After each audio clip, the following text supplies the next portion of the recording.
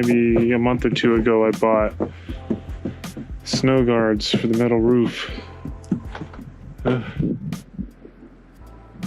Because I'm worried that this snow, if it piled up and was real thick right now, it's so powdery. I don't think it's going to do anything, but big thick snow could come down and tear off my railing or damage it, possibly. So I thought, well, I should get some snow guards. And the cheapest ones, it's like $600 for all these, for enough to, line all the ribs. Well, most of the ribs. It's funny, $600 just, well, but it's worth it, I guess, because if the snow can also damage the skylights, it can damage the plumbing vents, and it can damage the chimney too. Keeping that snow from sliding off is a good idea. But hopefully I'll get lucky and not have to worry about it this year, and just put them on in the summer when it's nice and warm and dry. That, or I might get a chance to repair some railing.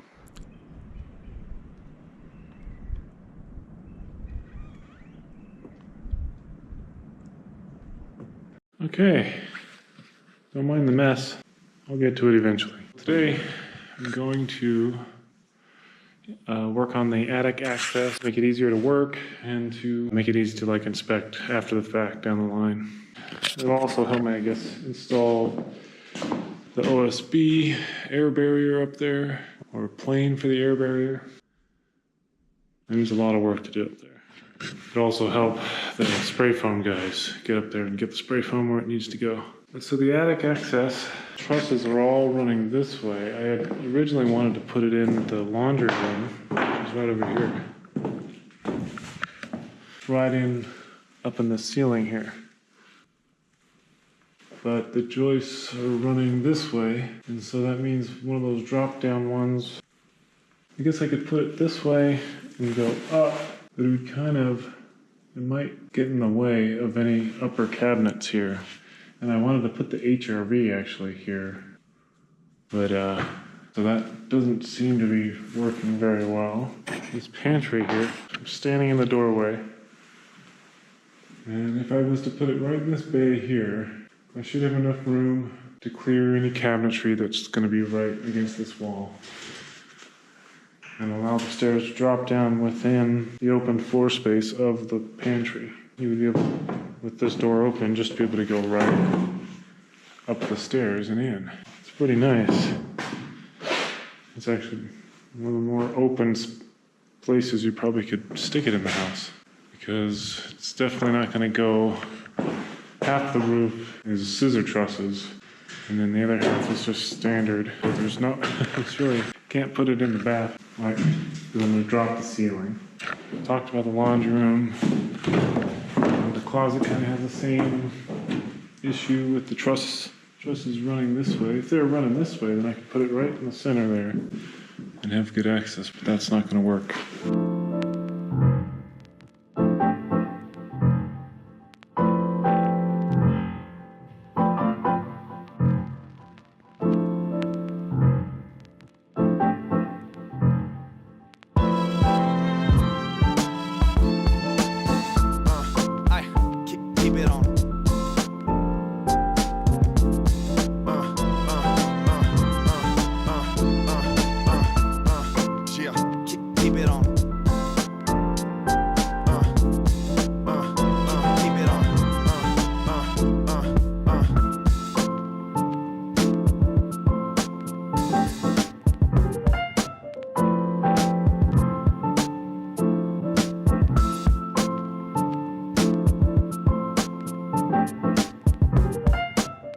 Okay, I'm up in the attic, so I'm going to try to build a platform up here. Just nail on some 2x4s in between all this webbing.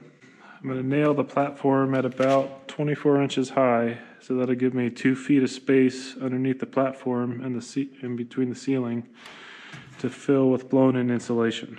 And I need at least 2 feet because I want like an R50 or R60, somewhere in there. Whatever 24 inches of blown in, whatever material we end up getting, it'll be somewhere around there. You can also store stuff up here because it's all going to be conditioned. It won't be heated per se, but all the exhaust from the house will go up here, and the residual heat from that exhaust will heat this space. So whatever you put up here is going to be pretty much climate controlled and be good quality storage. It'll just be low headroom. Speaking of low headroom, over here on the side of the house with the scissor trusses, it's really tough access. So what I'm going to do is I'm just going to build a little platform at an angle about 2 feet off the ceiling level. And that'll be enough that you can kind of crawl down in there all the way to the end. And we'll use that to, when it's time to blow in the insulation, we'll climb down there and start at the end and blow it and work our way back this way.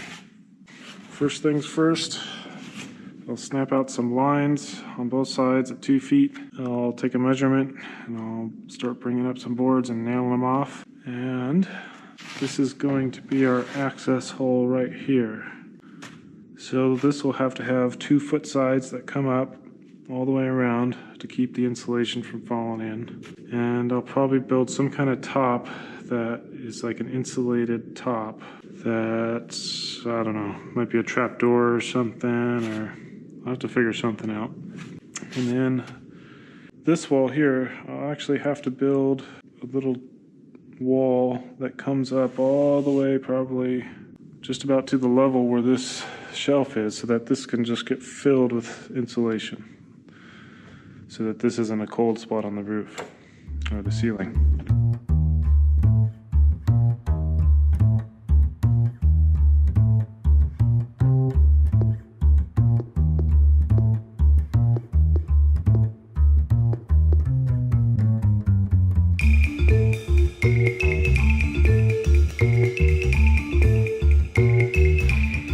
Okay, so I like to just lay them all out.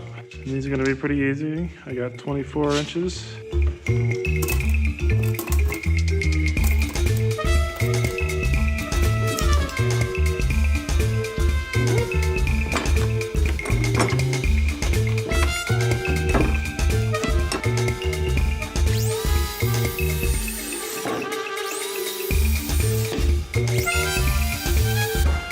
And I might as well crown these. I got them in a nice, easy spot.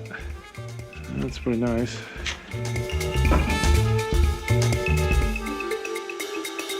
I wonder if you can see that.